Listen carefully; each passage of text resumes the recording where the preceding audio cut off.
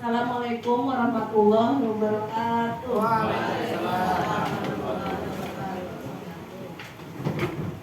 Ya, terima kasih atas kesempatannya, atas kehadiran Bapak Ibu semua. Di sini ulun berdiri bukan menggurui, bukan paling pintar, kadang ulun hanya sharing, berbagi tentang materi yang kami dapatkan selama pendidikan guru penggerak. Dan materi ini harus disampaikan ke komunitas yang ada di sekolah, terutama di kecamatan. Makanya kami bersama Ibu Dita memilih berkolaborasi dan melaksanakannya di forum KKG kelas rendah karena pas waktunya. Jadi hari ini kami akan memaparkan diseminasi modul 1.4 tentang budaya positif. Sebelumnya ulun mau tanya dulu, Bu Hanpian baru pertama kali mendengar budaya positif atau ada yang sudah pernah kira-kira? Baru mendengar apa? Hanya ini Pak lah. Padahal sebenarnya mungkin di antara kita nih Pak sudah melakukan, sudah pernah menerapkan budaya positif ini. Cuma karena dengan bahasa yang baru dikenalkan, dan ulun pun ketika pendidikan guru penggerak juga baru memahami ternyata selama ini itu budaya positif yang ulun sudah terapkan, tetapi kita sebagai guru mungkin kurang begitu paham Pak. Jadi budaya positif di sini yaitu hari ini ulun memaparkan tentang yang pertama disiplin positif dan nilai-nilai kebajikan, yang kedua hukuman dan konsekuensi, yang ketiga keyakinan kelas, keempat kebutuhan dasar manusia, kelima restitusi, 5 posisi kontrol, dan 6 restitusi, segitiga restitusi. Jadi nanti ulun akan memaparkan 3 materi, selebihnya nanti akan disambung oleh rekan ulun Ibu Dita yang tercantik. Semangat dulu Bapak Ibu. Ibu Dita lah, yang mana ya Pak? Jadi yang pertama disiplin positif tadi Pak lah. Disiplin positif itu adalah salah satu cara menerapkan disiplin yang bertujuan untuk menumbuhkan kesadaran serta memberdayakan anak untuk melakukan sesuatu tanpa sogokan, ancaman maupun hukuman. Nah, jadi di sini kita tuh boleh menerapkan disiplin kepada anak, tetapi dengan tidak adanya ancaman, sogokan atau hukuman.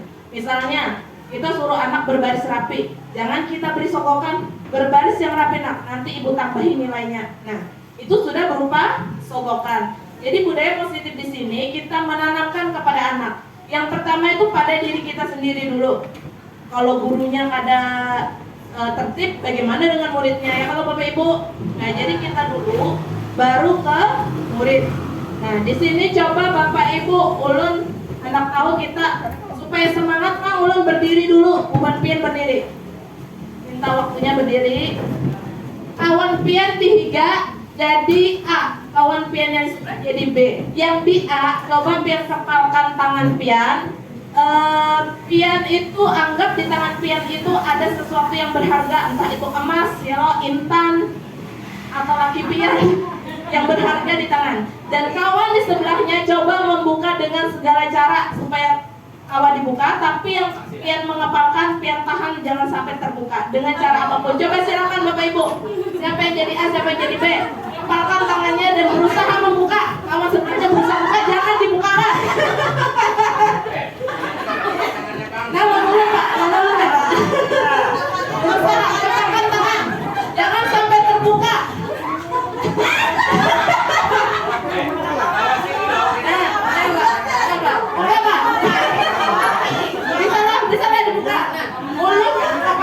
Berusaha kita jangan sampai terbuka. Nah, ya sudah, coba Bapak Ibu tepuk tangan dulu ke Bapak Ibu. Jadi apa Bapak Ibu perasaan pian setelah mengepalkan tangan tadi?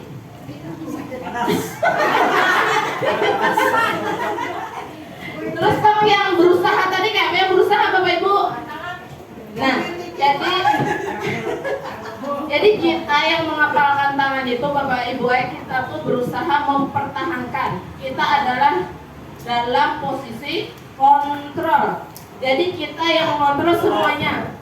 Kalau kita bisa mengontrol, memegang apa yang Ya, selamat datang kepada Bapak K3S kita, Ketua K3S kita. Silakan Pak. Maaf Pak lah, dulu Pak.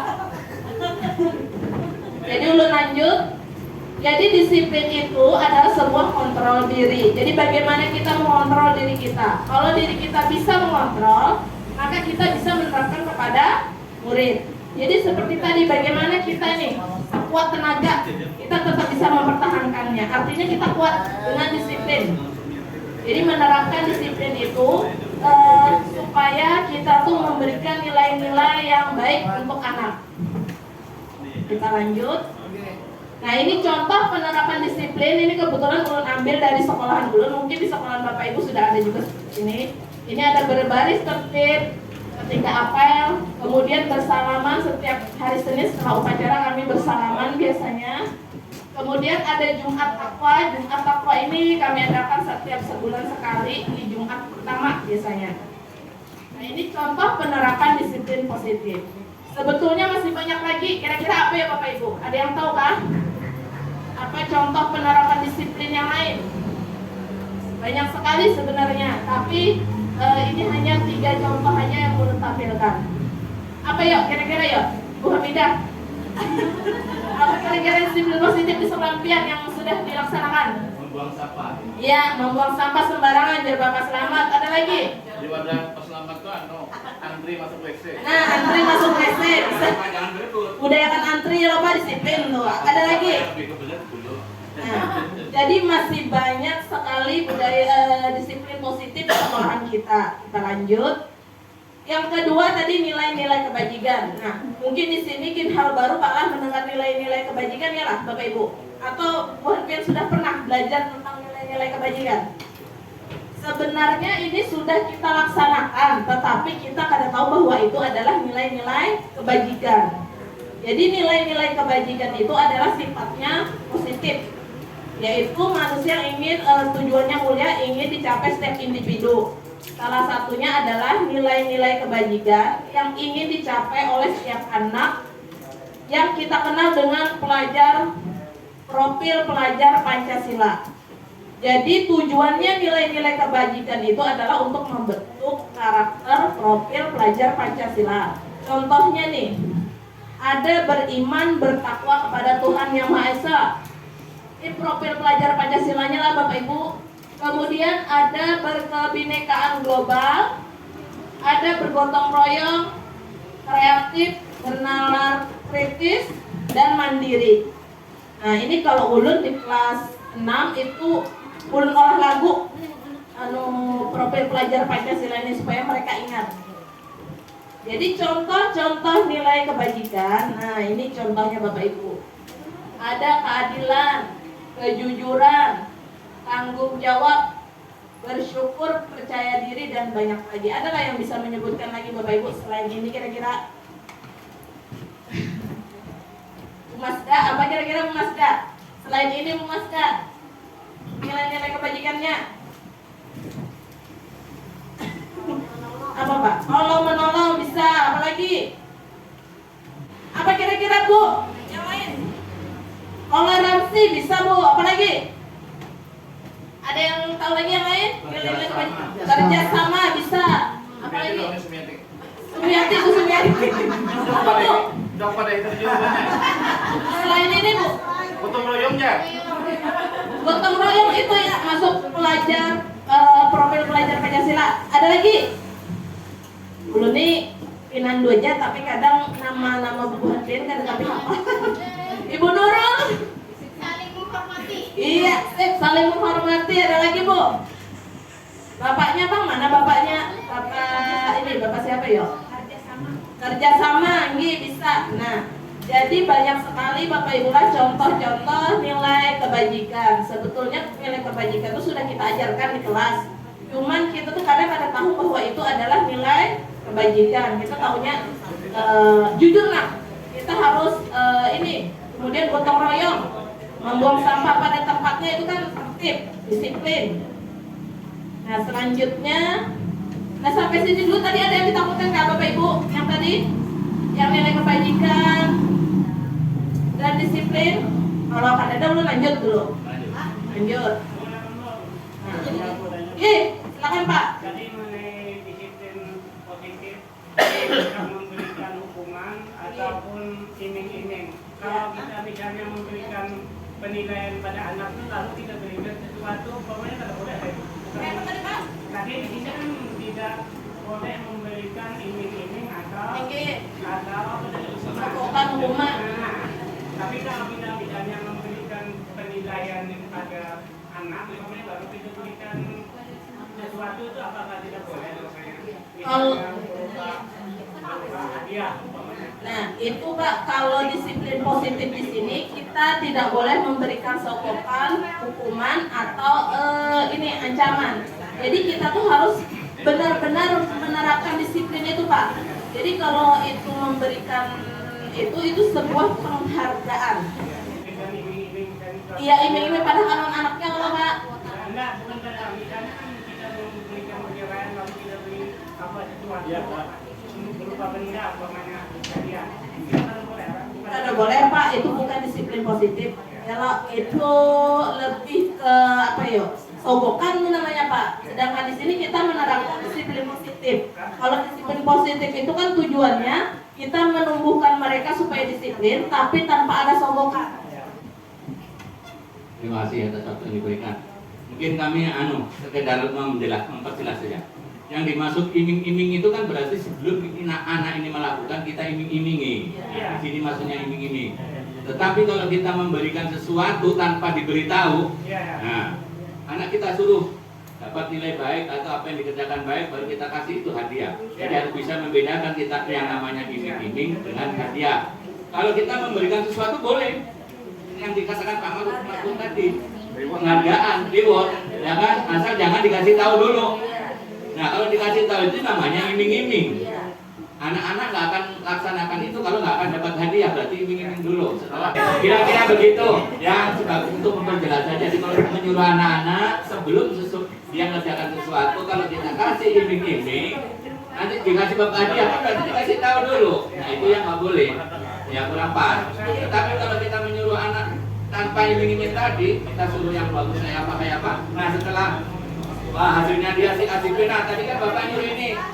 Kita bapak ambil orang 1, 2, 3 yang terbaik kasih, nah itu nggak apa-apa. Kira-kira. Ya, karena bisa membedakan iming-iming itu dikasih tahu sebelumnya, kalau hadiah dikasihkan setelah. Terima kasih atas tambahan dari Bapak Selamat ya. Jadi tadi Pak betul dikatakan Bapak Selamat kalau yang setelah itu lebih ke penghargaan, lebih ke hadiah kita berikan kepada anak. Tidak karena Bapak itu menurut ulun. Kalau disiplin positif sini kita kan ada sokongan dulu dipadatkan jangan. Nah, ikan baris yang rapi, karena ibu beri nilai. Nah, itu kan sokongan. Jadi kita jangan seperti itu Bapak Ibu kalau menerapkan disiplin di sekolahan. Ada lagi? Kalau ada kita lanjut karena ulun berdua nih bagi waktu kesian gina habis ini. Berikutnya yaitu hukuman dan konsekuensi. Nah, di sini ada perbedaan antara hukuman dan konsekuensi. Kalau hukuman itu sifatnya satu arah, itu dari pihak guru yang memberikan dan murid hanya menerima. Artinya guru yang menghukum, murid yang menerima. Dan itu melalui tanpa melalui kesepakatan, artinya tidak ada perjanjian kesepakatan dulu tidak ada, atau pengarahan dari pihak guru kan ada, karena hukuman itu sifatnya kan langsung. Hukuman itu bisa berupa fisik maupun psikis. Murid anak disakiti oleh suatu perbuatan atau kata-kata. Sedangkan konsekuensi itu adalah sanksi. Sanksi itu biasanya diberikan berdasarkan suatu data yang umum dapat diukur. Misalnya setelah 3 kali tugasnya tidak diselesaikan pada batas waktu yang diberikan, atau murid melakukan kegiatan di luar kegiatan pembelajaran, misalnya mengobrol, kemudian ada yang kehilangan waktu bermain dan menyelesaikan tugas karena tertinggal. Jadi hukuman dan konsekuensi itu beda. Kalau hukuman itu kita langsung menghukum mereka tanpa dipadahi, karena ibu hukum ikan, nah mungkin kita yang lobo dipadahi dahulu. Jadi tanpa ada kesepakatan. Kalau konsekuensi itu ada. Kalau hukuman itu contohnya seperti ini Bapak Ibu. Anak terlambat datang ke sekolah, lalu kita beri hukuman misalnya lari. Ini fisik dulu lah nih, kita main hukuman dulu. Lari keliling lapangan 2 kali putaran, nah itu hukuman. Kalau konsekuensi, anak menumpahkan air minum temannya di kelas, maka konsekuensinya yang menumpahkan tadi harus melap. Nah, beda kalau Bapak Ibu antara hukuman dan konsekuensi. Jadi kalau kita menghukum artinya memberikan hukuman fisik atau psikis, walaupun itu tidak dibenarkan, tapi kita bisa memberikan itu kepada anak untuk merubah disiplin positifnya.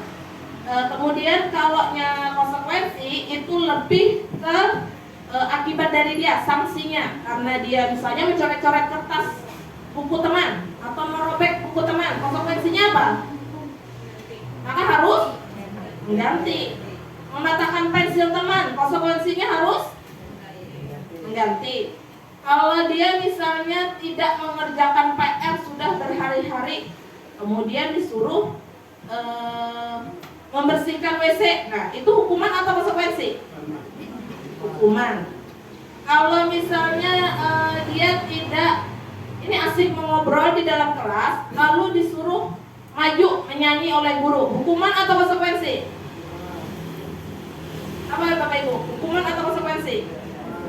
Lebih ke dia asik mengobrol, terus disuruh guru akhirnya maju untuk menyanyi, hukuman atau konsekuensi? Apa ya?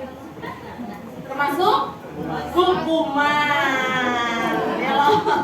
Hukuman tuh arti dari perbuatannya. Kalau misalnya dia merobek kertas, maka konsekuensinya mengganti. Kan psikis, bisa psikis, bisa fisik. Kalau fisik mungkin lari keliling lapangan atau membersihkan WC. Nah, itu hukuman. Jadi ada perbedaan antara hukuman dan konsekuensi. Di sini perbedaan hukuman yaitu kalau hukuman itu sesuatu yang menyakitkan harus terjadi. Kalau konsekuensi sesuatu harus terjadi. Bedanya. Kemudian kalau hukuman membuat anak sakit fisik maupun hati untuk jangka waktu lama, biasanya tuh kayak apa ya? Kayak tarik kalau gurunya ya lo sudah dihukum, nah kayak dendam kan, tapi mungkin anak-anak tuh sehari 2 hari hilang aja. Kalau untuk konsekuensi itu membuat anak merasa tidak nyaman dalam waktu jangka pendek, kan cuma melap yang air tumpah, tapi setempat aja sudah amping. Kemudian kalau hukuman anak membenci disiplin, kalau konsekuensi itu anak menghargai disiplin, jadinya kada wani lagi berbuat. Kalau untuk hukuman kan inya membenci, mau kayak ini disuruh ibunya terus, jangan berpandil di kelas, malibana anak berpandil lawan kawan berbisik-bisik. Kalau inya sudah tahu konsekuensinya, maka dia lebih menghargai disiplin. Kemudian hukuman itu paksaan, ya lah Bu, kita memaksa lawan murid harus menerima, guru yang memberi. Kemudian konsekuensi itu stimulus tanggapan, menanggapinya. Kalau hukuman itu mendorong anak menyakiti diri sendiri, sedangkan hukuman itu konsekuensi mendorong anak agar mudah menyesuaikan diri, jadi supaya lebih baik lagi. Kalau yang hukuman itu menyakiti diri sendiri karena ia merasa dihukum, lalu ia kayak tersakiti, paling sakit di dunia ini. Kamu indah disakiti ya? Sakit ya. Kalau yang untuk konsekuensi itu menyesuaikan dirinya bisa. Kemudian untuk hukuman itu konsep diri yang buruk. Kalau konsekuensi itu konsep diri yang baik, artinya dia bertanggung jawab. Kemudian kalau hukuman anak belajar untuk menyembunyikan kesalahan. Kalau konsekuensi itu anak belajar untuk mematuhi peraturan. Jadi nya takutan lagi bu pepadah atau penelitian bukti, awas kamu pada lo ibu. Jangan undang kawani ya. Nah, dia lebih menyembunyikan kesalahan itu. Kalau untuk konsekuensi tadi kan dia mematuhi, jadinya taat dan peraturan. Sedangkan di hukuman itu ada marah, rasa bersalah, dipermalukan, merasa tak dihargai. Sedangkan konsekuensi kehilangan hak, dibuat tidak nyaman, diasingkan untuk sementara. Jadi sementara aja tidak nyamannya, habis itunya hilangnya sudah ada lagi apa-apa. Jadi ini ada perbedaan antara hukuman dan konsekuensi. Nah, kita lanjut dulu lah, ini ada soal Bapak Ibu. Nah, coba Tuhan biar lihat kira-kira yang nomor 1. Coba Bapak Selamat kita tolong dibacakan kira-kira menurut dia nomor 1 ini hukuman atau konsekuensi Pak? lari mengelilingi lapangan basket karena terlambat datang ke sekolah. Nah, datang terlambat ini bisa hukuman kalau dia memang tidak tahu. Kira-kira menurut Ben apa Pak? Kalau Hukuman sudah atau dikasih sanksi? tahu itu ada misalnya aturan sekolah, aturan disiplin di sekolah ya, kalau terlambat datang konsekuensinya harus lari. Nah itu berarti itu bisa masuk buat konsekuensi. Menurut Bapak Slamet apa? Kalau di situ jadi hukuman. Hukuman. Iya. Oke. Yang kedua lagi coba Bu. Menurut Ben Bu, baca dulu Bu. Menurut Ben apa? Bersihkan coretan yang dibuat di meja tulis. Ya. Menurut Ben apa Bu? Hukuman atau konsekuensi? Kalau ada peraturannya masuk hukuman dulu. Membersihkan coretan yang dibuatnya di meja tulis. Konsekuensi atau hukuman Bu? Konsekuensi. Iya. Tapi kalau ada peraturan di sekolahan tidak boleh mencoret-coret meja. Ayo menurut Ben apa Bu? Menurut Ben. Konsekuensi atau hukuman? Ayo Bu. Karena Bapak Bu ayo. Nya kada ulun nilai juga. Konsekuensi atau hukuman Bu? Apa Bu?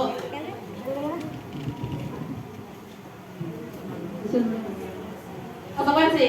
Ya, konsekuensi dari Bu nanti kita cek. Sebelah Bu, apa Bu? Nomor 3 Bu, tolong baca Bu. Butika. Najulung Bu, bahiganya Bu. Pak Nur, boleh disebantu dulu nggak? Bantu saya sebentar boleh? Oh boleh. Bacakan Bu. Yang nomor 3, murid diminta push up 15 kali karena tidak menggunakan masker ke sekolah. Hukuman. Apa Bu? Hukuman termasuk hukuman Bu. Hukuman. Ya. Oke, Bapak anu, tolong ke Bapak anu kayak. Iya, Bapak. Nomor 4 Pak.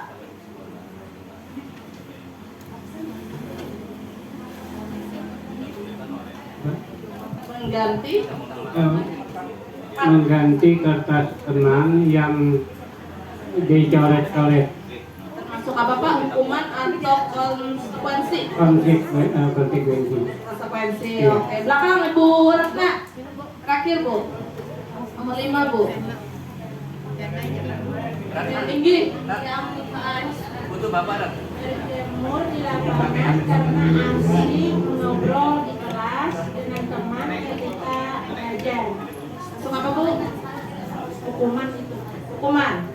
Oke, jadi tadi sudahlah Ibu tadi Bapak menyebutkan nomor 1 tadi hukuman, nomor 2 tadi dan Ibu konsekuensi, nomor 3 tadi hukuman kan konsekuensi Bu? Konsekuensi loh Bu, konsekuensi. hukuman. Konsekuensi. Ibu tadi menyebutkan hukuman kan konsekuensi. Konsekuensi jadi Bu. Nomor Bukan 3 ibu juga. belum Pak, belum kita cek kita. Nomor 3 tadi hukuman, nomor 4 tadi konsekuensi lah, yang terakhir tadi dari Ibu hukuman. Sekarang kita cek Bapak Ibu. Nomor 1. Nah, Hukuman Mbak. nomor 1 itu hukuman Bapak Ibu karena lari. Kan bisa aja datang ke sekolah terlambat tuh tidak mesti lari. Artinya tidak ada kesepakatan Bapak Ibu. Jadi itu adalah hukuman. Kemudian yang kedua, membersihkan coretan yang dibuatnya di meja tulis itu otomatis sanksi atau konsekuensi. Karena tidak mungkin ini sudah mencoret-coret lalu kita biarkan atau kita hukum, terus mejanya diapain? Tidak mungkin kan? Jadi harus konsekuensinya di apa Ibu? Dibersihkan, ya harus dibersihkan. Yang ketiga, murid diminta push up. Nah ini termasuk hukuman karena ini hukuman fisik. Disuruh push up 15 kali karena tidak menggunakan masker ke sekolah. Jadi bisa aja hukumannya ini diganti-ganti, tidak harus itu. Kemudian yang keempat, mengganti kertas teman yang dicoret-coret, ini termasuk konsekuensi. Yang terakhir, berjemur di lapangan karena asik mengobrol, ini disebut dengan hukuman karena itu hukuman fisik, berjemur ya Bapak Ibu. Nah, ini tadi ada perbedaan antara hukuman dan konsekuensi. Mungkin nanti di kelas kita bisa juga menerapkan dengan anak, membedakan antara konsekuensi dan hukuman. Tapi kalau hukuman ini, kalau fisik kayaknya untuk anak hindari, kalau Bu lebih didisiplinkan aja, jangan kita beri hukuman, tapi kita disiplinkan aja. Sampai sini ada yang ditanyakan Bapak Ibu? Kalau tidak ada kita lanjut. Ya, kita lanjut materi berikutnya. Keyakinan kelas.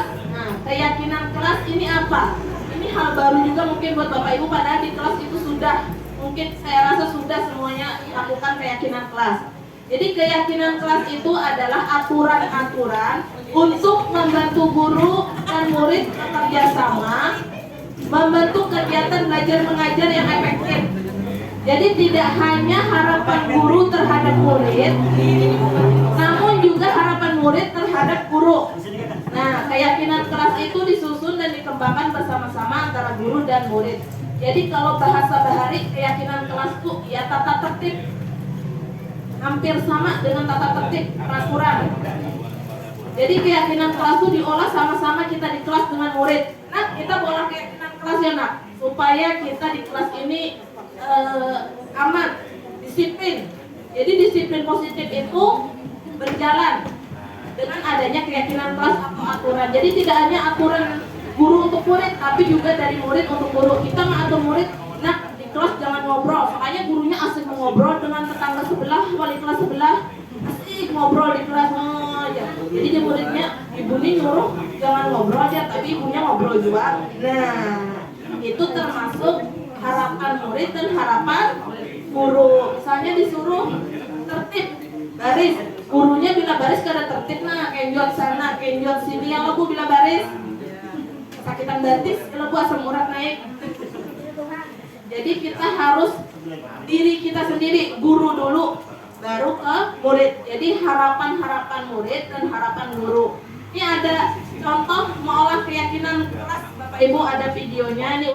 Nah, Tiap anak membuat satu keyakinan, setelah itu di kalian kata-katanya ditempel di membuat keyakinan papan kelas. keyakinan.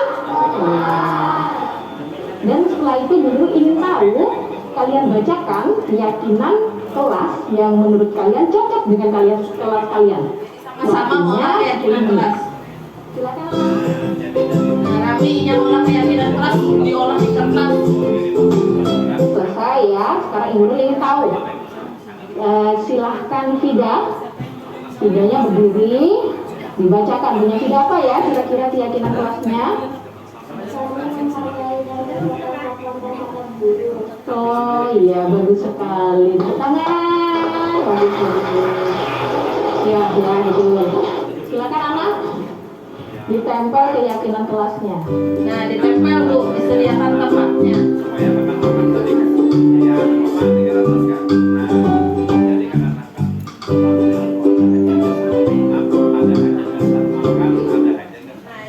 Sepenggal video bola kalau panjang ini waktunya kada cukup, kita cari cigu di tadi lerekin sini.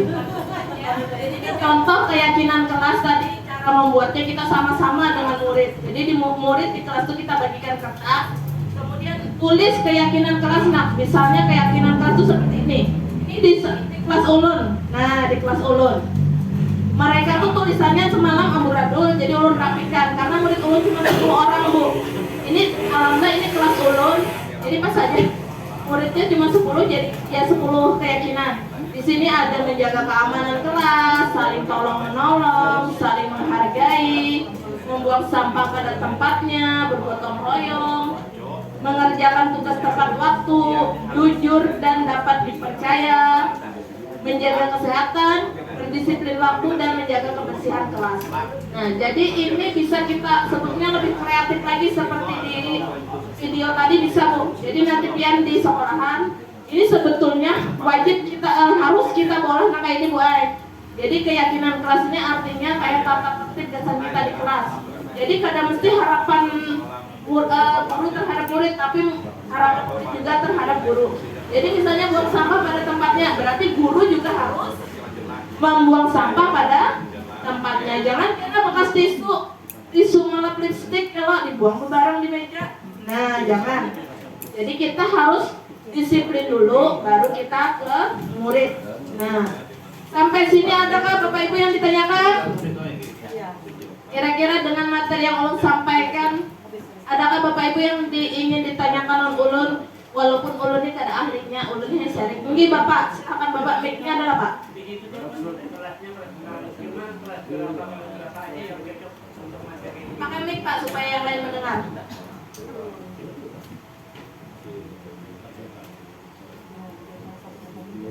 Mau Pak? Ya, terima kasih atas kesempatan ini. Tadinya yang materi seperti ini dilihat begitu kelasnya kelas 6. Tapi kelas berapakah yang bisa lain daripada kelas 6 dan kelas berapa? Itu Pak. Untuk materi ini. Untuk keyakinan kelas ini Bapak Ibu sebenarnya dari kelas 1 sampai kelas 6 harus ada. Jadi bubuhan pian tuh tidak hanya harus kelas 6 atau kelas 5, tidak.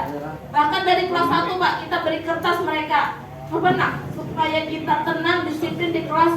Kira-kira kita harus apa? Walaupun Inya kada bisa menulis, mungkin bisa dibantu gurunya yang menuliskan. Tapi dia paling tidak bisa memberikan pendapatnya.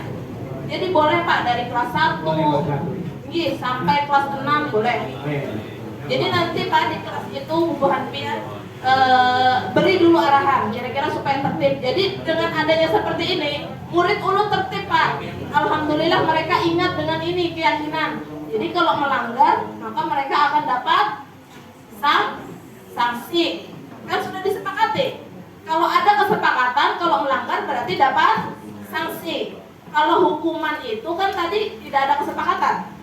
Ini kan keyakinan sudah disepakati kita sekelasan baulah ini. Jadi bila dia melanggar ini berarti ada sanksi. Contohnya buang sampah pada tempatnya. Muninya kada membuang sampah berhambur di kelas, berarti sanksinya apa Pak? Maka dia mengambil dan membuang ke tempat sampah. Nah itu. Ada lagi Bapak Ibu? Ada lagi kah? Kalau kadang coba Pak kita kita kisahnya, kada kisah Kang, boleh aja kisahan buat pian di kelas 1, 2, 3 loh. Nah coba kita bawa keyakinan kelas Bapak Ibu. Kita tolong asisten ulun bungas hari ini banyak bayarannya. Nah, bawa keyakinan kelas Bapak Ibu lah. Ulun anggap bubuhan pian ini kelas 1, kelas 2, kelas 3, olah 1 kata aja boleh seperti ini nah. Terserah bubuhan pian selain ampun ulun. Selain ampun ulun ini terserah mau apa aja boleh. Jadi satu-satu bagikan kita. Silakan kalian ya di kelas ulun. Bubuhan pian bawa. Kita tempel Bapak Ibu. Jadi kita jadi keyakinan kelas di KKG aja, kelas rendah. Nah, silakan tulis bebas Bapak Ibu lah. Tentang kesepakatan kita, aturan kita di kelas selain yang ulun olah nih, boleh. Tidak harus panjang kata-katanya, mau hendek boleh aja, serah aja buat pian. Boleh Pak, terserah mau apapun, banyak tentang kesepakatan kita di kelas supaya kita tuh disiplin positif. Jadi kita olah keyakinan kelas seperti aturan Pak, kayak kelas tuh bahasa dulunya tuh aturan. Boleh tertib. Boleh berbaris yang rapi, boleh mencuci tangan sebelum atau bersalaman mau masuk kelas, boleh Bu, banyak sekali. Saling menghormati, menghargai. Boleh, silakan Bapak Ibu udah beri waktu. Berapa ya? 3 detik. 1 menit cukup. Nanti kita nempel Pak, jangan dilipat lah, kita nempel satu-satu. Maju. Nanti kita tempel, itu ada lemnya sudah Pak, otomatis.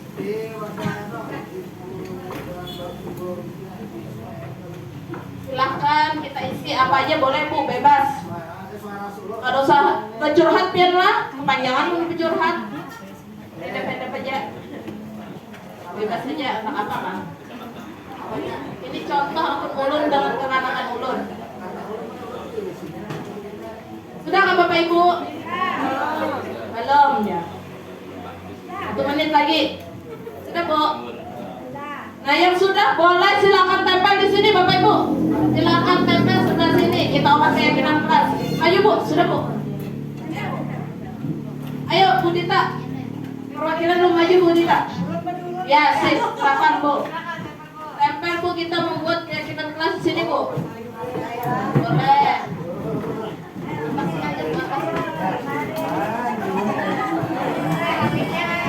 Gantian antri, tertib Bu, disiplin Bu, disiplin. Disiplin Bu, antri. Iya, silakan Bapak Ibu. Disiplin Bu.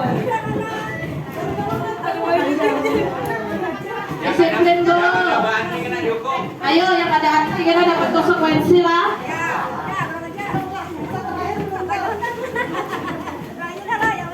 Ini keyakinan kelas kakak kita di kelas rendah, nanti bisa boleh kita terapkan di kelas.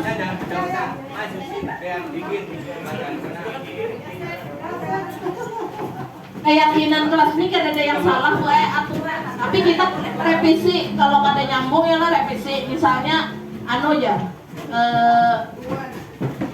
sangu harus banyak, nah itu kan sesuai tuh ya loh. Nah cantik warna-warni. Ada bapak-bapak tempel sesuka hati pian di mana kita tempel.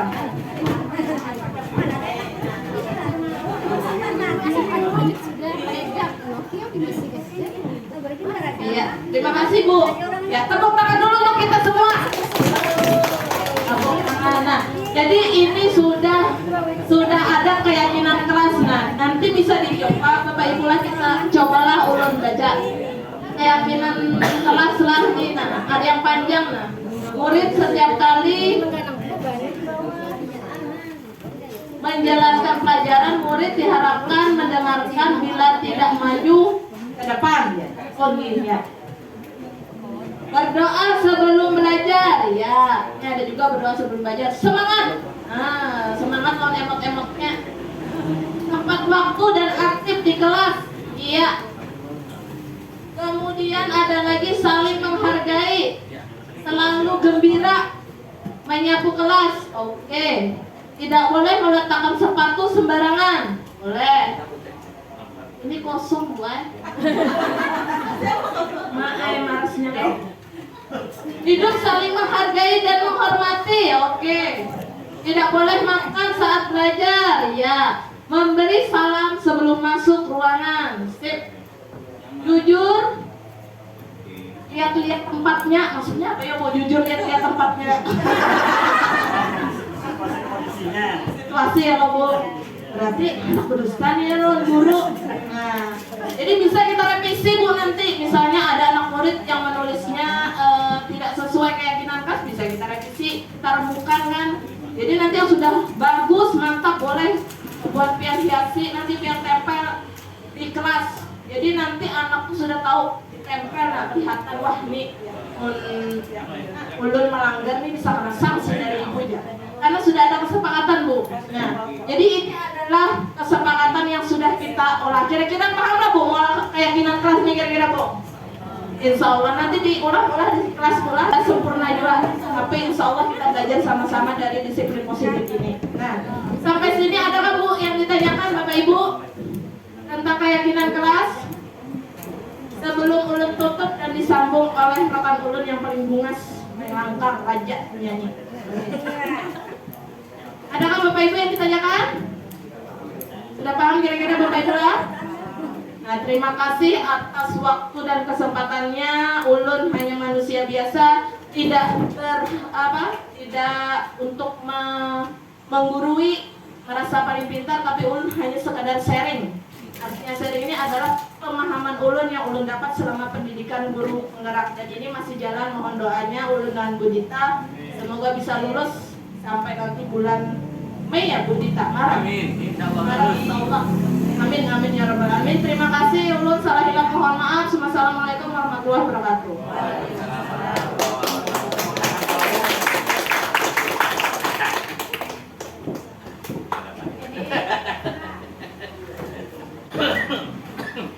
Oke, silakan Bapak Ibu sambil menikmati snacknya sambil kita mulailah.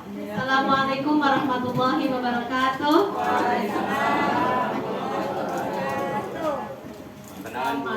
Kenalan dulu. Kenalan. Perkenalkan, nama ulun Dita Ayu Agus dari STM Sungai Batang 2. Udah, Bu Ai pernah nggak Bu? Karena nggak pernah berbicara apa? Saya kasih nanti. Nah, saya akan melanjutkan materi dari Ibu Gustiana yang paling cantik itu lucu menggemaskan tadi. Di belakangnya abang salah. Oke. Nah, sebelum kita mulai kita represif dulu lah. Anu ngantuk jolon tadi juga asal dinyanyikan oleh Ibu Gustiana. Tapi semangat ya kalau masih semangat lah. Silakan dari dulu Bu. Diputar-putar dulu gue pinggang lah. Udah putar dulu. Angkat tangan kak. Saat dulu banget. Enggak. Habis kan waktunya mulai kita bersedang di sini. Angkat yang tadi sebagai siaran. Nah ya. Nah Bapak Ibu perhatikan dulu. Halo. Suaranya nggak bener. Halo. Halo. Mantap. Nah Bapak Ibu perhatikan dulu lah. Umpati apa yang ulun katakan lah. Kalau dia ulun pegang dahi. Ya. Ada yang lain boy. Kawan main volume anak Bapak Rudi. Nah, pegang dahi. Panas kan Bu? Banyak tengah bulan boy, baru lagi awal bulan. Kita kadang sampai jadi panas. Belum cair loh Pak. Hitung aja bulan. Oke lanjut, pegang bahu. Nah, uyuhan nih Pak. Uyuh baik. Kemudian pegang dagu. Ayo. Ya dagu kenapa ketening? Siapa Bu? Karena konsep ibunya nih. Oke, sekali lagi. Oke, relax. Umpati apa yang ulun katakan. Umpati apa yang katakan oleh pelatih konsentrasi pian lagi nah.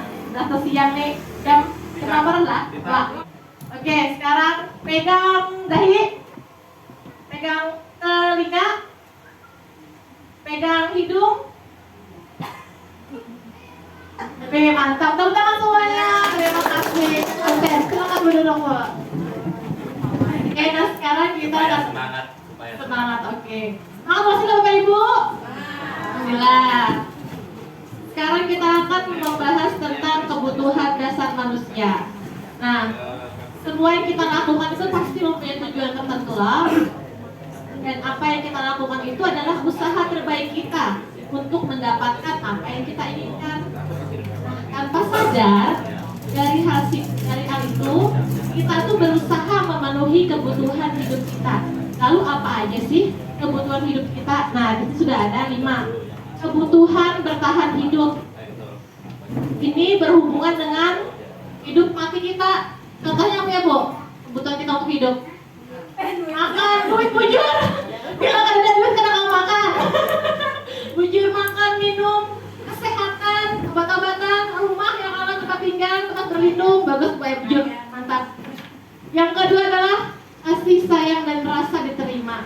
Siapa di sini yang pada dapat kasih sayang? Pasti setiap kita ini memerlukan kasih sayang dan rasa diterima oleh lingkungan kita.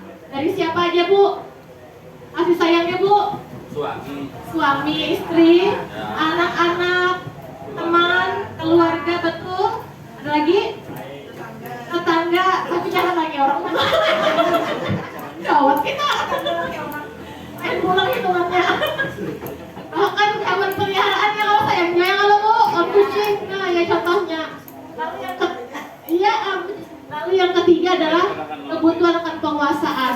Nah, di sini penguasaan di sini ini tidak hanya kita bisa menguasai orang dalam hal yang positif lah, tetapi di sini juga termasuk kebutuhan pengakuan atas kemampuan kita. Kita bisi anak-anak lah khususnya mereka bisi keterampilan, prestasi.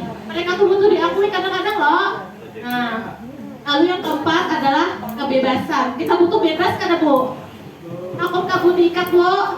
Bapak Ibu, ada mau lah. Kecuali lawan. Duit pulang.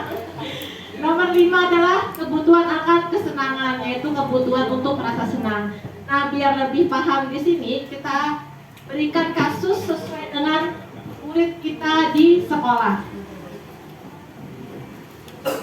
Nah, coba Bapak Ibu perhatikan di sini ada kasus kreatif Bu di belakang Bu, biar baca. Oke. Ibu Ambar, guru wali kelas atau double kelasnya kelas 2A di SD Pelita Hati, sedang bingung menghadapi ulas salah satu murid di kelasnya si Doni.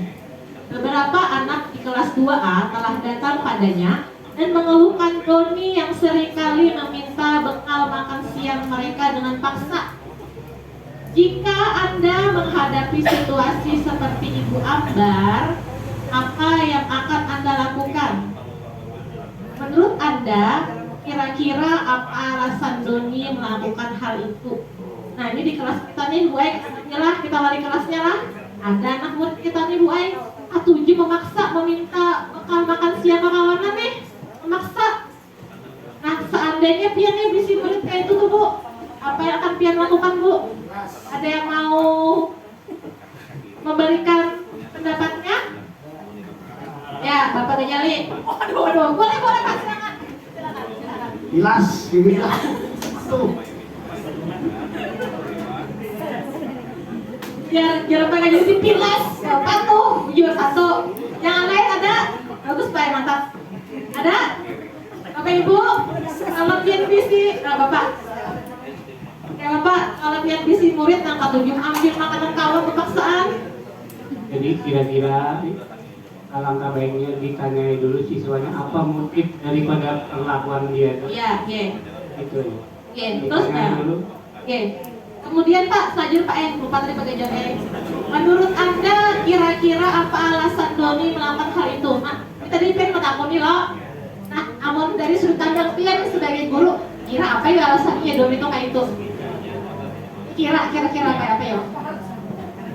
Belum ditanya ya. Amun Pian Pak melihat kok Pak, kenapa ya kira-kira ya?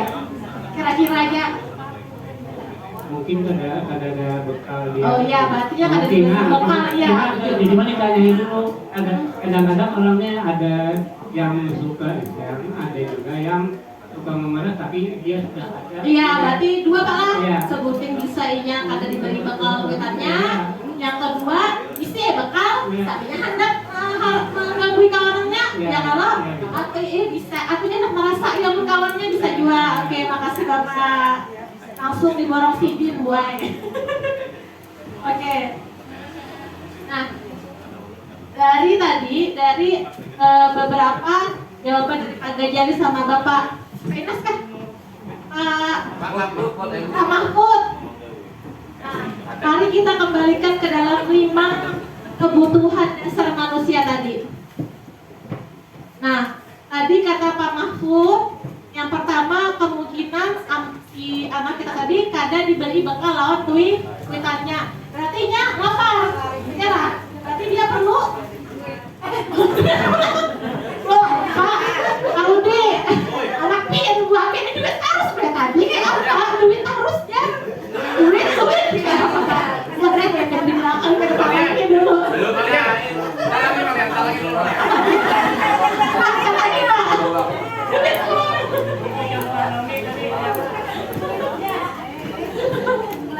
Jadi tadi mengingat si Doni apa itu perlu makan. Berarti dia kalau kita lihat dari kacamata kebutuhan dasar ini dia mencoba memenuhi kebutuhan yang mana?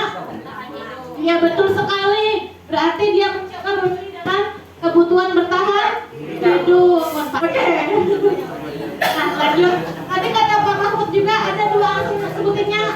Inya sudah bisi bekal. Tapi nya anak iseng bener aja mahal kawannya. Nah, kalau dilihat dari 5 kebutuhan dasar itu dikira yang mana ya? Apa Pak? Ada tadi kan sebutin karena si Doninya ini misalnya sudah bisi bekal, tapi nya memang hendak minta bener paksaan kawannya.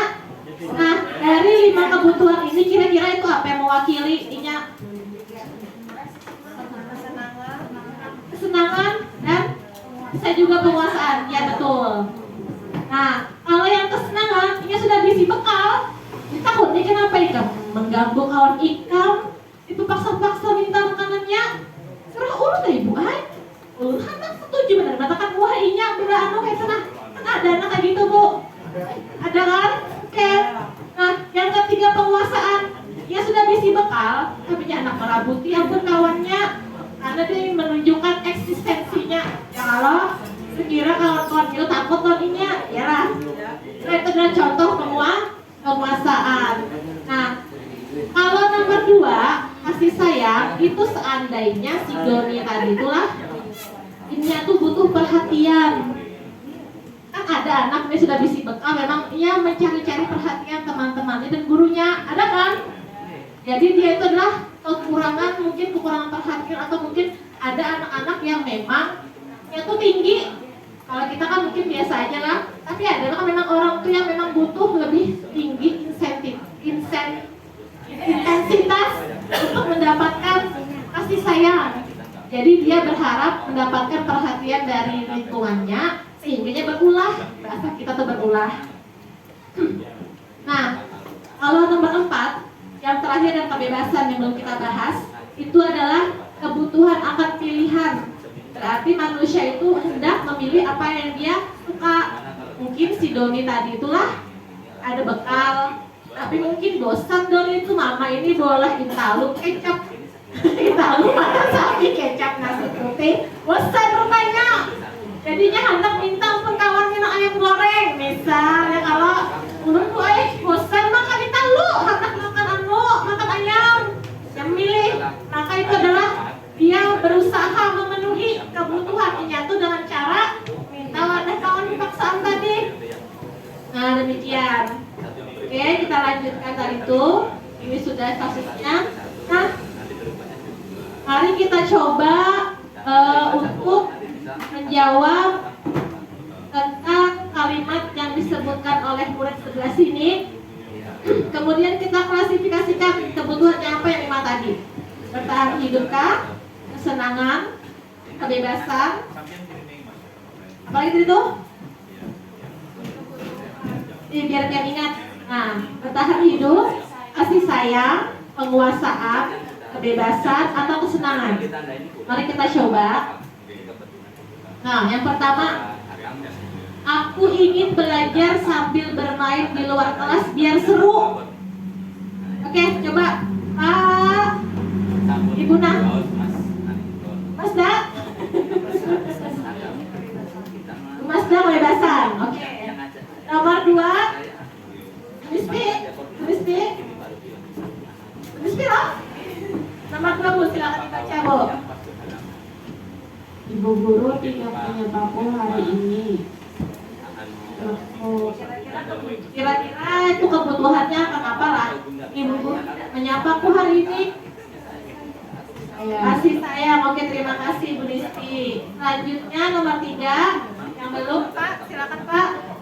Nomor 3 Pak.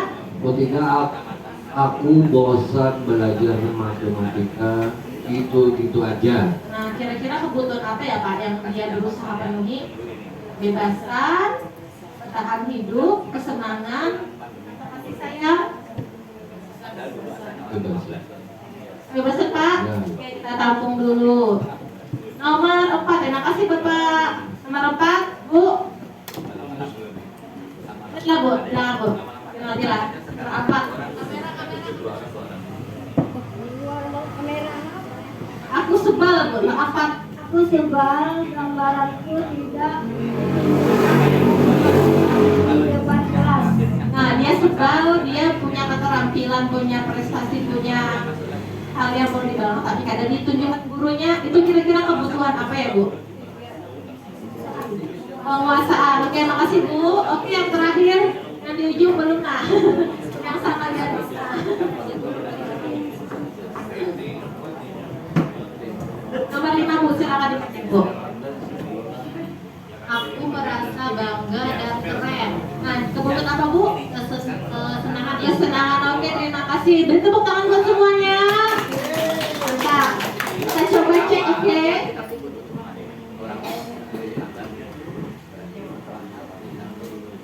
Nah, ini jawabannya. Nomor 1, Aku ingin belajar sambil bermain di luar kelas biar seru.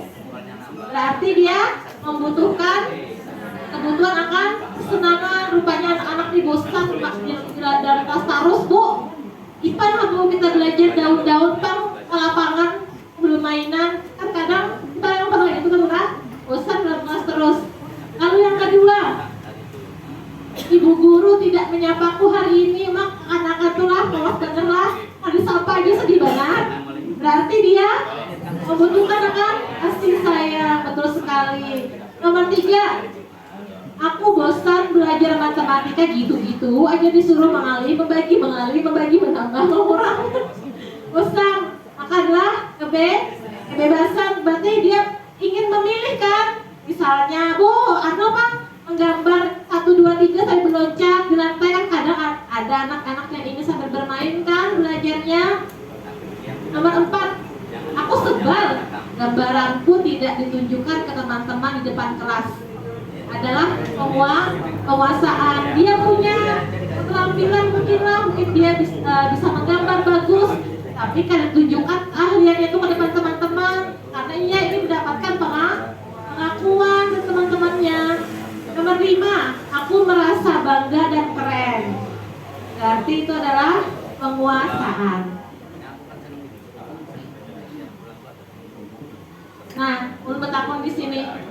Kira-kira apa yang akan terjadi di kelas apabila kebutuhan dasar murid kita ada yang tidak terpenuhi? Ada yang mau memberikan pendapatnya? Apa yang terjadi dengan di kelas kita tuh atau sekolah kita kalau ada satu kebutuhan yang tidak terpenuhi atau bahkan semuanya menurut kita tuh ada kebutuhan yang tidak terpenuhi, apa yang akan terjadi di kelas kita? Ada yang mau jawab? Pak Ibu? Ya Pak, Gusti. Ibu, siapa Bu? Ibu aja lah. Apa Ibu yang akan terjadi di kelas kita bila kebutuhan mereka tak terpenuhi? Kesal, apalagi Bu? Harus kecewa. Yang dia itu kan contoh seperti iya. Kecewa, dia itu kecewa pula. Oke, terima kasih. Tepuk tangan dulu. Siapa Bu? Ibu Ratna, Kakak Sari. Terima kasih Bu Ratna, betul sekali. Salah satu yang akan terjadi adalah dia mungkin akan kecewa karena misalnya tadi kebutuhan tadi tidak diperhatikan pula, tidak ada buku, dia akan sedih. Lalu mungkin kebutuhan, lalu mungkin yang lainnya, kelas kita anak-anaknya akhirnya kan ini bisa melakukan hal yang negatif lah, ya kan? Tadi Doni tadi ada ambil makanan kawanannya, ulah masalah di kelas kalau Bu. Nah, ada Doni itu Bu sebenarnya awal dari pihak inya, dari pihak kita lah, inya itu salah, ya Allah, melanggar peraturan, ya Allah. Ada dari pihaknya seorang sebenarnya yaitu mencoba memenuhi kebutuhan inya, cuma caranya yang kurang tepat. Nah, oke, itu adalah nah selanjutnya kira-kira apa yang guru dan sekolah perlu lakukan untuk menciptakan lingkungan sekolah dan pemenuhan kebutuhan anak yang beragam? Kira-kira kita di kelas harus apa yuk supaya bisa memenuhi kebutuhan anak yang beragam? Ada yang hendak memberikan pendapatnya? Wimai?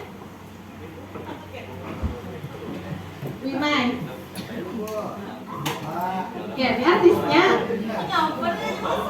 Wimai. Kira-kira kita di kelas kita, karena kita guru ya, kalau apa sih yang perlu kita lakukan untuk biar kita tuh bisa menciptakan lingkungan itu yang mendukungnya dalam memenuhi kebutuhannya di kelas? Bisa? Kebutuhannya kan tadi ada kebutuhan misalnya rasa diterima, kasih sayang, ya kan? Atau dia bosan belajar dalam kelas, ya loh.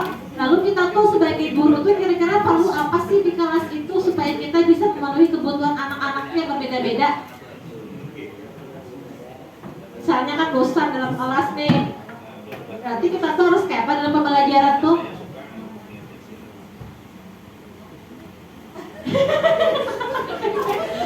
Kasian gue aja, aku aja selesai di kelas tentang gue saya tunjuk-tunjuk. Kayak apa gak jadi? Kayak apa gak jadi?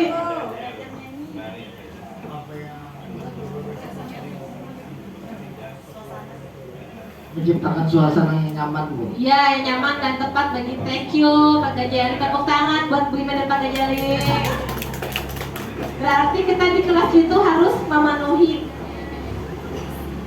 kebutuhan belajar mereka dengan cara mungkin memvariasi cara belajar kita, ya kan? Ada harus disuruh, ayo tulis perkalian kali 5, Ibu hantar ke kantor.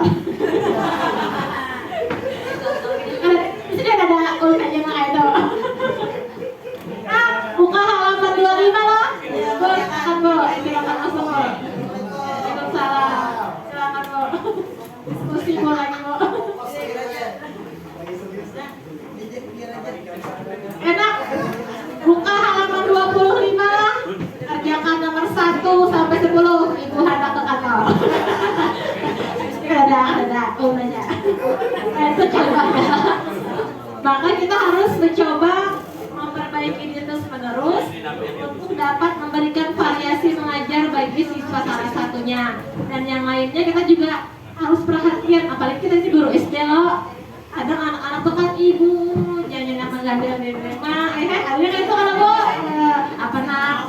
Bu, dulu tadi Bu, anu dapat ibu Bu, iya kah? Nah, itu sudah ibu Bu, nah kita dapat ibu, terus aku masalah buat gue.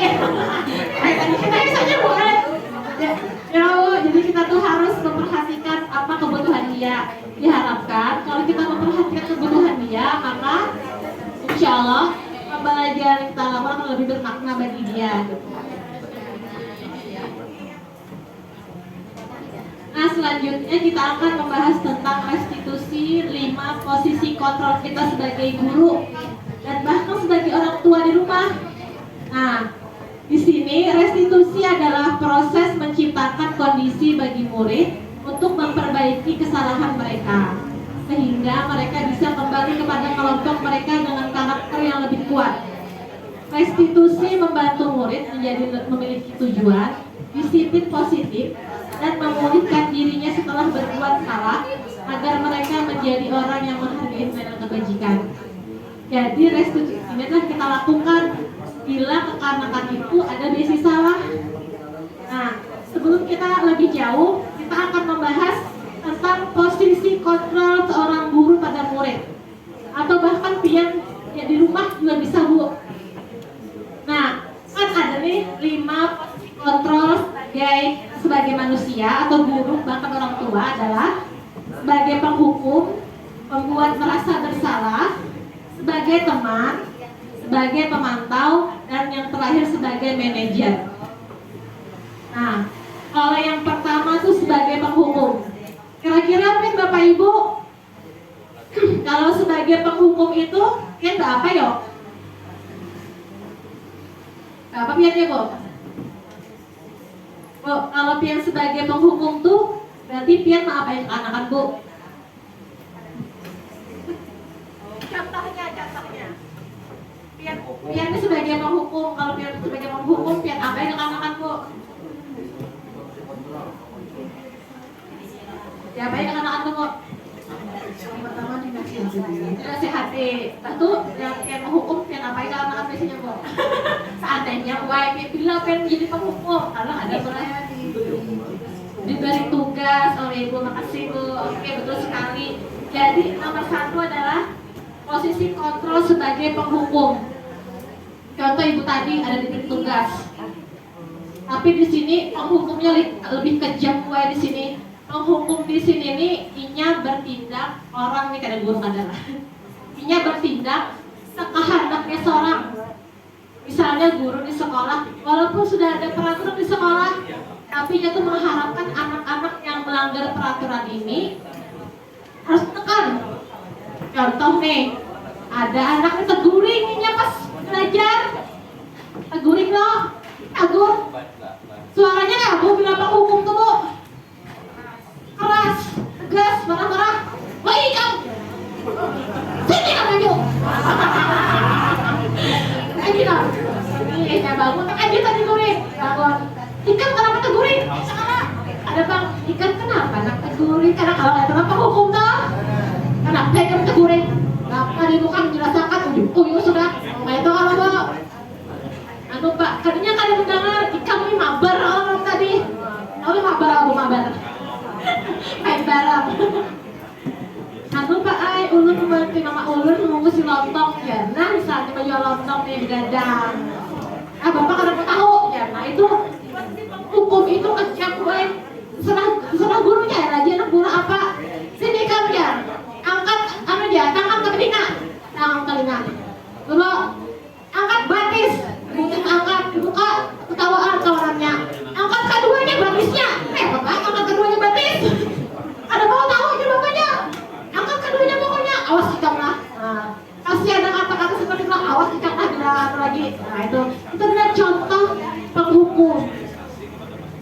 Nah kemudian kayak apa kalau sebagai pembuat rasa bersalah, kalau pembuat merasa bersalah itu kita nih nah biar punya jarak aja, jadi kita seolah mengolahannya tuh salah apa, seolah-olahnya tuh menyakiti hati orang. Jadi kalau merasa bersalah ini bedanya dengan yang penghukum, tadi kan hukum suaranya nyaring loh. Kalau merasa bersalah ini kita tuh membuat supaya anak-anak tuh mulai kasihan kalau kita. Nakai. Biar kada kasihan kalau ibu. Nah ini pasti ibu bisa review loh kepala sekolah. Ada apa kita boleh mau biar kada kasihan kawan ibu mau ibu nanti di muka menjelaskan biar teguring. Pernah nggak Bu? Nah itu tuh kayak apa perasaan anak Bu? Maksudnya sedih ya rasa bersalah kalau nah kadang-kadang lah terus terjadi menurut modul yang udah baca betul lah modul kalau posisi yang penghukum tadi tuh anak-anak kadang bisa dendam ya kalau Bu awas kamu guru aja simpan di kunci dari kamu. Nah ada kan kayak gitu Bu. Nah, apalagi kalau anaknya kelas tinggi yang SMP SMA adalah pernah kasus kendaraan gurunya dicorekin pakai paku. Ada aja kalau ada dia rasa dendam. Nah kalau yang membuat merasa bersalah itu takutannya pasti kalau kasihannya ibuku ya sedih, aku nih ya sedih loh, takutannya malah bahaya daripada yang menghukum tadi. Kalau yang menghukum tadi bisa membalas mengeluarkan sang anaknya. Kalau yang membuat merasa bersalah ini menurut teori lah, namun terus menerus terjadi, akhirnya mengumpul, itu jadi akhirnya kan jadi rendah diri anaknya, ya lah, rendah diri, kalau bergaul, akhirnya suatu saat kadang orang-orang itu tuh kadang bisa meledak, dan meledak ini parah kalau daripada yang penghukum tadi. Nah demikian. Terus kalau posisi kontrol sebagai teman, kita ini memposisikan diri kita guru sebagai kawan, berarti kita tuh mengawaninya benar. Contohnya kayak apa? Kalau papa nakeh, karena itu bapaknya makan tenangnya nikah, nah gitu. Jadi kita tuh memang terlihat lebih mudah mengontrol siswa, jadi akrab kalau itu positifnya. Tapi negatifnya Pak, negatifnya kalau kita kadang-kadang membantuinya lagi loh, kan kita kadang kawan nih, terus ada di dekatinya loh. Akhirnya kan aja pikir, bapak guru nih, jadi ibu guru nih, aku kalau mau bantu lagi aku mah pegawaian. Jadi nyatanya seperti itu negatifnya. Nah, posisi kontrol yang keempat adalah pemantau. Pemantau guru ini berarti guru memposisikan diri sebagai pengawas. Pengawas tuh. Kadang mengawas bila ada anak yang melanggar peraturan, toh berarti apa salah ikam. Ya kalau contohnya ikam salah apa? Apa konsekuensinya? Apa yang harus kita perbuat? Nah jadi guru ini cuma sekedar ada batasan antara guru dan murid oleh peraturan biasa aja. Kalau ini benar kada, tapi dia berdasarkan peraturan sekolah. Yang nomor 5 ini adalah yang diharapkan kita bisa lakukan di lingkungan kelas kita, yaitu adalah posisi sebagai manajer. Nah, posisi sebagai manajer ini lebih di atas daripada posisi pemantau. Nah, yang manajer ini kita itu berusaha untuk menyadarkan murid, kita tuh mengawali murid dan membuatnya itu menjadi murid yang merdeka, bertanggung jawab atas kesalahannya dan mandiri. Dia bisa mengatasi apa yang menyolah salah. Contoh, bila ada siswa nih berbuat salah lah, misalnya terlambat datang ke sekolah, jadi yang pertama-tama itu kita ada energi, tarik ke lapangan 10 kali. Nah, kalau posisi manajer yang diharapkan dalam pembelajaran ke depan adalah, nah, bisa dengan kata-kata yang lembut. Yang pertama adalah mengingatkan, iya, ingat loh jam berapa kita masukkan. Pasti jam menjawab loh, jam 8 Bu Ai. Nah, tahu loh, ini datang jam berapa nak? Datang jam 8 lewat, terlambat ulun. Nah, ampun kayak itu, kayaknya dia harus kayak apa lagi nak? Ini terlambat lagi kah? Ada Bu Ai, ulun kena janji kan terlambat lagi loh, janji kan terlambat lagi. Biar kan terlambat lagi, apa yang biar lakukan? Nah, ini berpikir kalau Bu, aku apa ya supaya aku jangan terlambat lagi. Nah, kita tuh mengarahkan dia untuk dia itu bisa mempertanggungjawabkan kesalahannya dan memperbaiki ke depannya. Jadi tidak sekedar menghukum gitu. Ulun janji Bu Ai kena ulun anu gilah kena ulun nyalakan worker atau mungkin sama membangun ulun. Nah, bagus. Biar janjilah karena lagi terlambat ini. Nah, dibanding dengan 4 posisi yang di atas tadi kan, yang terbaik adalah posisi yang manajer. Jadi dia itu kita supaya dia itu mandiri, menyadari kesalahannya. Yang kedua, dia merdeka. Nah, merdeka, dia bisa memilih ulunnya kayak apa yo baiknya supaya ulun itu kadang itu lagi. Bukan guru yang menentukan. Ini guru ikan terlambat, ikan berarti besok harus ibu datang ke rumah dan bangun ikan misalnya.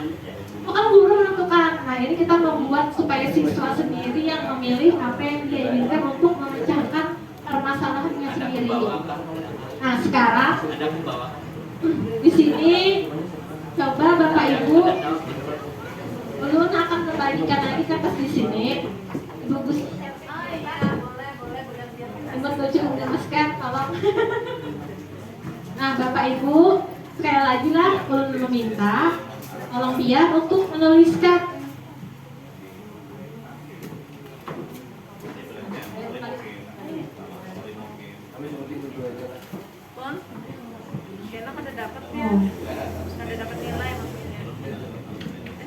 Nah, untuk kita menuliskan contoh kalimat yang menyatakan dari 5 posisi kontrol seorang guru. Kalimatnya kayak apa? Sebutin aja. Biar milih penghukum, tulis kalimatnya penghukum. Kayak mas contohnya kan penghukum. Bisa? Biar memilih posisi teman atau memilih posisi sebagai pembuat merasa bersalah. Kalimat apa yang biar tulis di situ? Silakan tuliskan kalimatnya aja, kemudian kita tempel lagi ke situ. Contoh kalimatnya aja.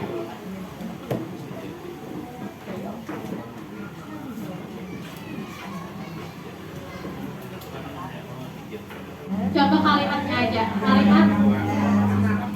Kalimat yang sebagai guru yang menyatakan bahwa itu adalah seorang penghukum atau seorang manajer atau seorang teman. Misalnya Pian ini seorang manajer, maka apa yang akan kalian lakukan? Contohnya tadi yang manajer misalnya, contoh yang misalnya teman, ini kan teman, contohnya misalnya teman, maka yang akan saya tuliskan adalah tidak apa-apa nak, tapi kita akan berteman. misalnya ada apa-apa nak, kayak kita kan sudah bestie, misalnya kan kayak itu. Silakan tulis salah satu aja boleh.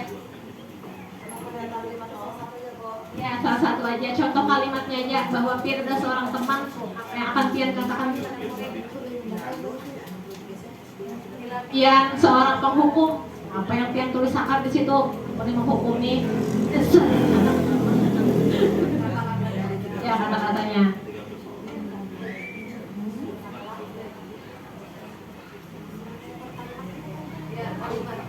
Ya kalimat aja. Kalimat yang mencontohkan pian adalah salah satu dari 5 itu. Hanya kalau teman, ya satu aja. Kalau teman tadi nggak apa-apa, akan besti. Adalah besti anak murid di besti ini. Besti ya, aduh lah, aduh dulu datang lah, besti ya anak muridnya. Kayak apa ya?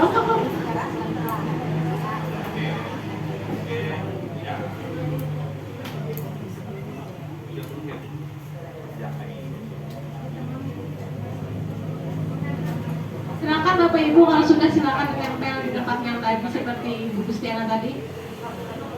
Oke, apa kalau Ibu? Silakan Bapak Ibu, siapa yang sudah?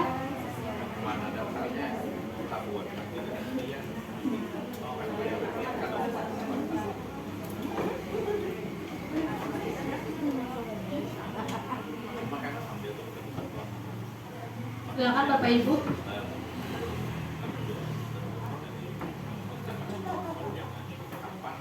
Silakan Mas Dan sudah? Tempat aja buat.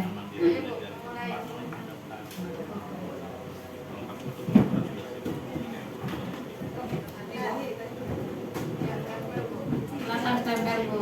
Bahasa muntainya apakah jebakan? Gilikat.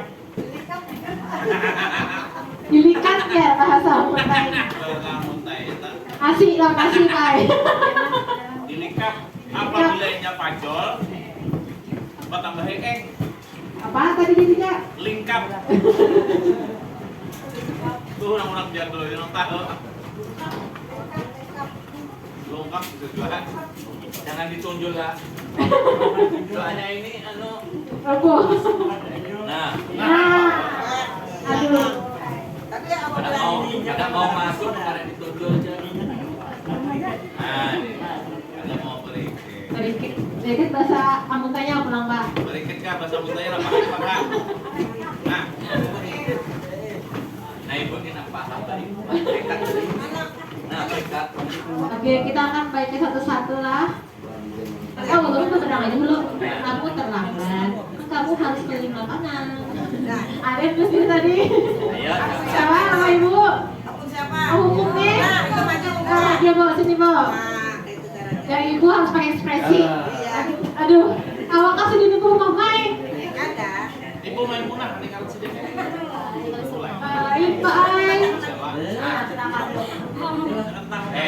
Nah, ini kisah murid yang terlambat nih. Ayo Pak Pepa. Kan murid yang bandel nih. Silakan.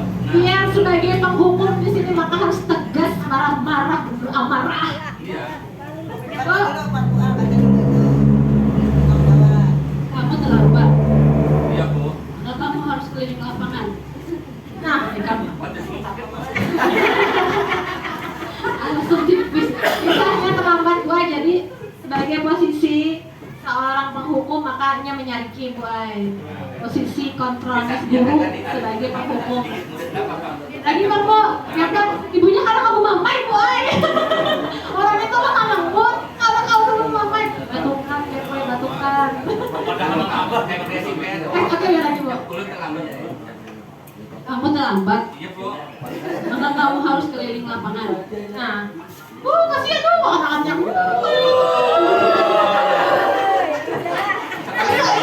Sekali celah. 5 kali.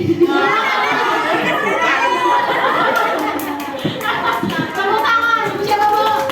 Aku ah. Oke, ulun baca akad kah?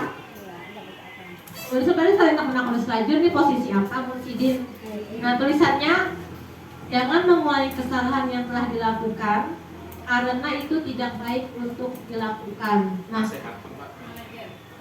kalau kita lihat dari 5 pos kontrol guru di depan ini ada penghukum buat merasa bersalah, teman, pemantau, manajer.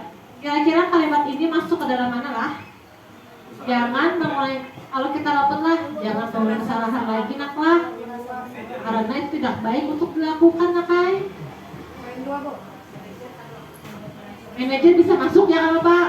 manajer bisa masuk. Bahkan teman juga bisa masuk di sini karena ini kalimatnya kan kayak datar gitu, dasar-dasar dari memerdekakan.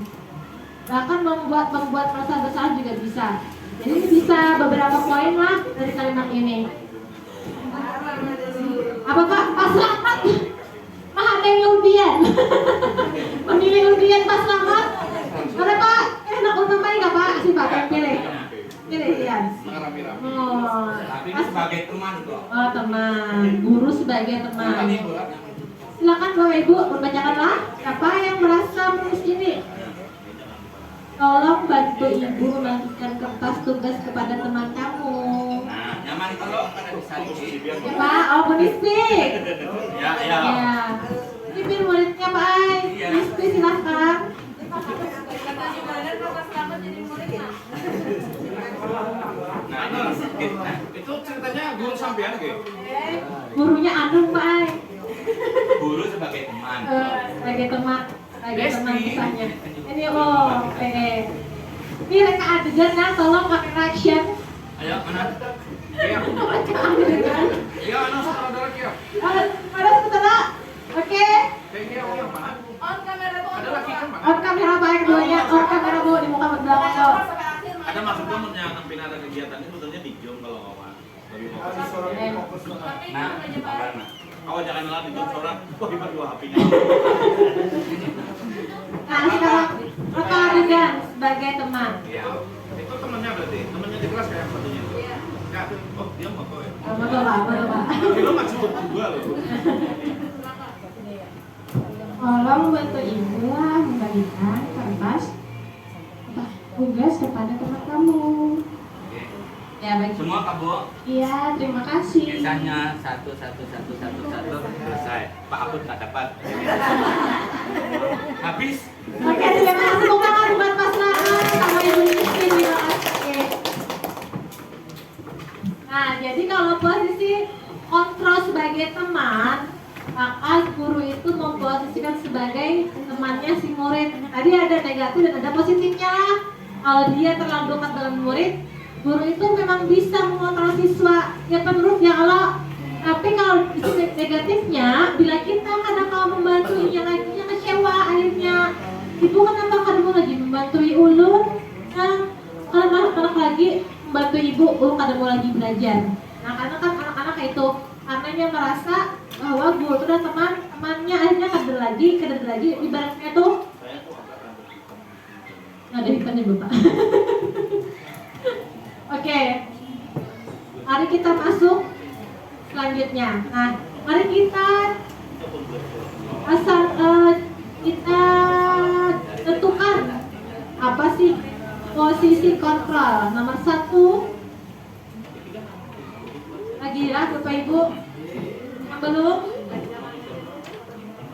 Yang belum lah, yang dibuka kayaknya kelihatan lah. Ibu kelihatan lah. Oke Pak Anjali. Nomor 1. Kamu selalu saja salah, pasti selalu yang terakhir selesai. Nah sebagai apa? Ya, teman penghukum, merasa bersalah, manajer, atau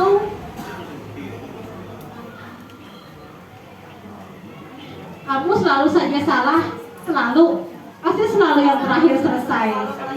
Salah. Oke, kita simpan. Membuat merasa bersalah kata Pak Gajali. Selanjutnya, nah Ibu itu nomor 2 Bu. Ada nomor. Oke, bacakan Pak.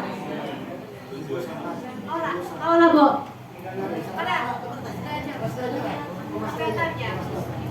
Masda maju, Masda. Ibu Masda maju. Ibu membacakanlah. Ibu sangat kecewa sekali dengan kamu. Berapa kali Ibu harus memberitahu kamu ya? Ibu ini kecewa banget sama Pian, Nakai. Berapa kali lagi Ibu memadahi pada Pian? Kedua Pak. Kamu bahasa kita Pak ya, kalau Ibu sangat kecewa lawan Pian.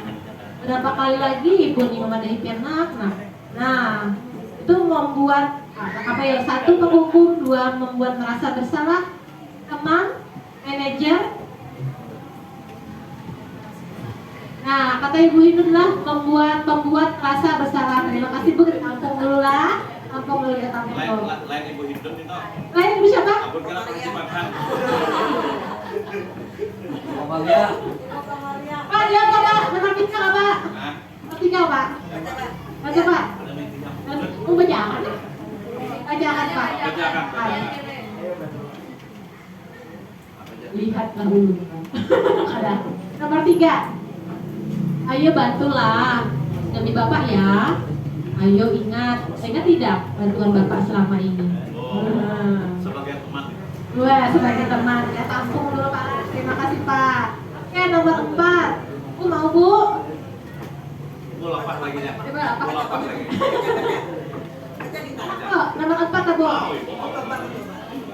Coba dirimu. Jangan. Kira di luar. Nomor 4. Siap-siap lah, comeback-nya Pak. Nah, sampai comeback. Bacakan lo Umar gue. Apa Itu yang mah bila nonton gitu. Nanti sudah nggak Nah, lagi. kalau ususnya bila dapat menjawab kan langsung dibagi. Habis akan Pak, sabar Pak. Itu seblokan tidak jawab. Iming-iming jar Pak. Ini saja. Oke Bu, Ibu ada ini makan Ibu aja. Baca. Apa yang telah kamu lakukan? Sanksi atau konsekuensinya apa ya? Kalau kita memposisikan diri kita sebagai kontrol apa? 1, bisa menghukum.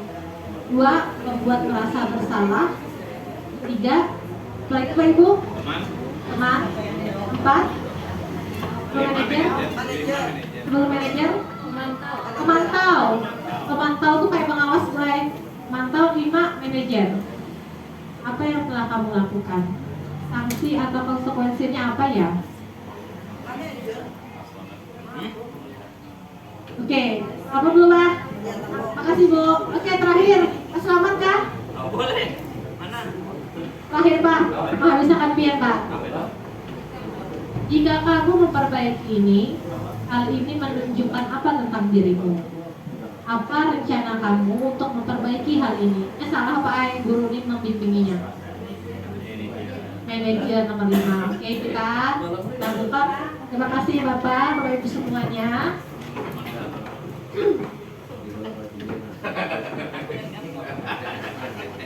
Ini dia. Masuk Bu, karena nonton YouTube-nya Bu, Bapak Ibu lah. Kalau like, subscribe, dan komennya. Masuk dong Pak, masuk YouTube channelnya Pak.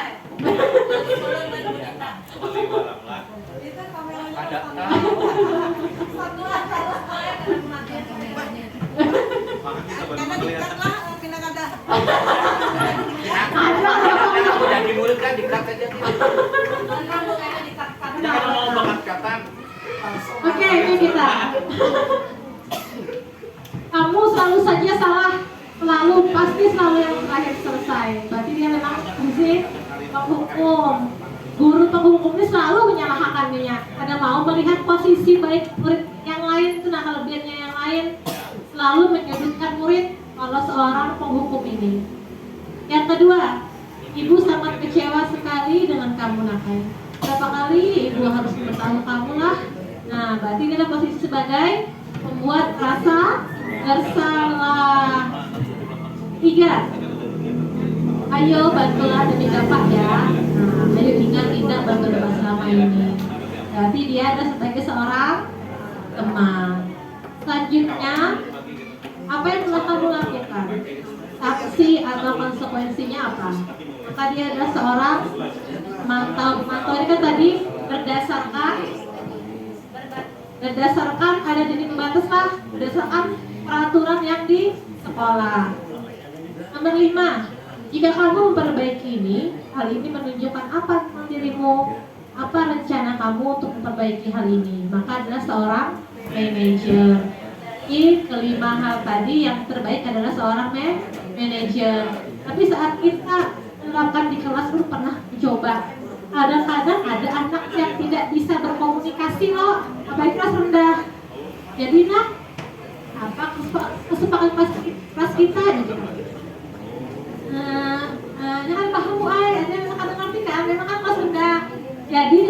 Jadi kadang-kadang kita memang perlu menurunkan jadi posisi teman atau posisi sebagai seorang pemantau. Jadi apa? Konsekuensinya sudah sebatas itu.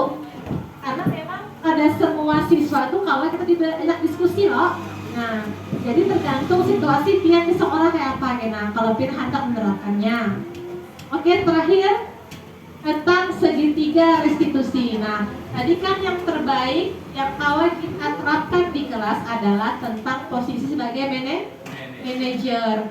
Nah, untuk lebih lengkapnya ada tiga langkah dalam menerapkan posisi kita sebagai seorang manajer. Ini yang lebih lengkapnya menggunakan segitiga restitusi. Apa itu yang pertama? Langkah-langkahnya adalah menstabilkan identitas. Yang kedua, validasi tindakan yang salah. Yang ketiga, menanyakan keyakinan. Nah, ini adalah contoh kalimatnya sebuah segitiga restitusi. Nah, yang pertama adalah menstabilkan identitas. Pada tahapan ini, peserta didik diajak untuk tenang dan kembali ke suasana hati di mana proses belajar dan penyelesaian masalah bisa kita lakukan. Nah, jadi contoh kalimatnya ini, kadang dulu kita kalau sudah ada anak berbuat salah, apa galau ikan nih? Maka itu digawi, itu mamai. Nah, jadi ini adalah salah satu contoh dari tahapan segitiga restitusi. Kita menanyakan, kita mengubah identitas I-nya yang salah tenang sebagai sesuatu yang benar, dan memang kadang-kadang kita perlu hargai. Kita ingin dulu yang Tuhan itu bisa salah juga ya, kalau apalagi katakan nah walaupunnya salah, tapi kita coba boleh menghargai apa yang salah tadi. Contohnya ini, setiap orang kayak pasti melakukan kesalahan. Contohnya kita hibur dia dan kita sanjung dulu dia. Kamu nakai bukan satu-satunya orang yang pernah melakukan hal ini. Semalam bisa terlambat, semalam pang si Budi terlambat juga ya kalau nak. Nah, itu kayak kisahnya tuh memperbaiki ini yang salah tuh jadi sesuatu yang berarti. Nah, kemudian langkah yang kedua adalah validasi tindakan yang salah. Imbah kita tadi menstabilkan identitasnya dulu, kemudian langkah yang kedua adalah validasi tindakan yang salah. Nah, contohnya adalah kamu pasti punya alasan mengapa melakukan hal itu. Imbah kita tadi menanyakan semua orang pasti punya kesalahan. Kemudian lanjutkan dengan hal ini, kamu pasti punya alasan mengapa melakukan hal itu. Atau padahal kamu bisa melakukan hal yang lebih buruk dari ini ya. Misalnya ini bakalahi bakalahi awatnya pacul gigi seputing. Jadi bandakan gurunya. Padahal lah jangka pian itu kada menahan lagi amarah lah, bisa-bisa gigi kamu hilang berataan. Nah, itu maksud dari yang kamu bisa melakukan hal yang lebih buruk lagi. Lalu yang ketiga adalah menanyakan keyakinan. Nah, pada tahapan ini peserta didik siap untuk dihubungkan dengan nilai-nilai yang dia percaya dan menjadi orang yang dia inginkan. Jadi guru meyakinkan siswa dengan kalimat, nah setelah kamu melakukan hal ini, memangnya kamu nanti mau jadi orang seperti apa? Ya kan? Kemudian keyakinan kelas apa yang kita sepakati di kelasnya, nah ia akan menjawab. Nah ibu-ibu, daripada kan kita di awal itu mamai, karena kalau kita menggunakan 3 langkah segitiga restitusi ini, diharapkan siswa kita itu menjadi siswa yang merdeka, bertanggung jawab dan mandiri. Jadi dia mengetahui, dia menyadari dari dalam dirinya seorang apa yang ia perbuat, aku apa yo, akan baik sekarang kayak ini. Kemudian kita memberikan pilihan dirinya, kira-kira apa yang awalnya lakukan untuk memperbaiki kesalahan yang dia buat. Contohnya seperti materi tentang Ibu Gustiana tadi, misalnya nya bakal lagi acul nih, kima kawan nih ya lo. Jadi nak, apa yang harus pian lakukan untuk perbaiki ini? Minta maaf Bu, sudah ya, apalagi Yuha menyertakan kimanya aja. Abu kan kamu jahit, di sini buat jari. Nah, kita mengajarkan bagaimana cara dia bertanggung jawab atas kesalahan yang dia perbuat. Oke, terakhir ini ada contoh kita menerapkan segitiga restitusi saat ada siswa kita yang melanggar peraturan di sekolah.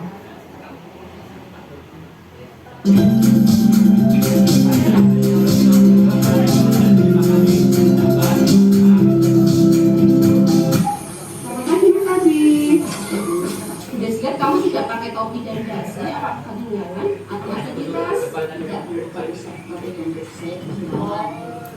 oh, ya tidak apa-apa. Semua orang pasti pernah melakukan kesalahan ini. Seperti Senin lalu teman kamu juga ada kan yang tidak memakai topi dan dasi?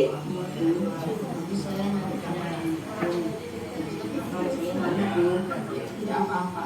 Kamu melakukan kesalahan ini pasti ada alasannya kan? Iya betul. Saya kamu kesiangan sejati Nah, jadi Mas Abi sudah bagus itu tidak terlambat sekolah. Artinya cuma keadaan apa? Dan hasilnya, iya kan? Jadi Mas Abi dan Mas Abi sudah tepat, yaitu cepat siap-siapnya berangkat ke sekolah. Nah, sekarang kita lihat lagi. Mas Abi tidak membawa topi dan dasi. Kira-kira tindakan Mas Abi itu melanggar keyakinan kelas atau prinsip dari kamu apa tidak? Ya Bu, saya melanggar. Keyakinan kelas apa yang sudah dilanggar? Saya tidak disiplin waktu Bu. Nah, Mas Abi sudah tahu kan? Kira-kira kalau disiplin waktu itu penting apa tidak untuk kamu? Penting Bu. Oke, kalau tahu itu penting, kira-kira tindakan apa yang akan Mas Abi lakukan ke depannya? Saya akan selalu tidak ada bermasalah. Supaya apa? Supaya Bagus. Jadi kalau kamu sudah memperbaikinya, kamu akan menjadi orang yang seperti apa? menjadi orang yang lebih disiplin dan mandiri Bu. Oke, baiklah kalau seperti itu. Sekarang Mas Abi kembali ke barisan dan Itu tadi contoh dari penerapan segitiga restitusi. Contoh yang ini kan adalah anak yang tidak membawa topi saat upacara. Daripada kita ikam nih ya, ada topi, maka topi sudah tentang upacara. Daripada kita bermain baik ada jelas, anak-anak takutan, kita sedih, ini bisa lagi sultan dia tidak kawanannya. Lebih baik kita menggunakan segitiga restitusi untuk menyelesaikan permasalahannya. Jadi anak-anak kita bimbing, sadar salahnya apa? Ya ulun kada bawa topi, kenapa jirnya? Ulun terburu-buru daripada ulun aja ulun terlambat upacara. Jadi kan sudah, nah itu kan sesuatu yang paling kita hargai kalau Bu.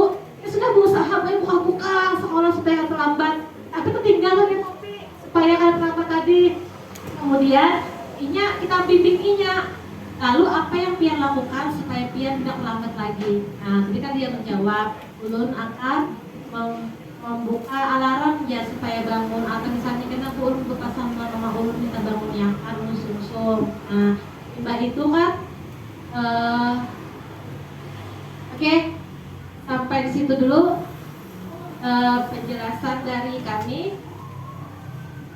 Oke, terima kasih Bapak Ibu. Ulun minta rela, minta hal ridhonya yang di muka ini bukan berarti paling pintar, paling bisa.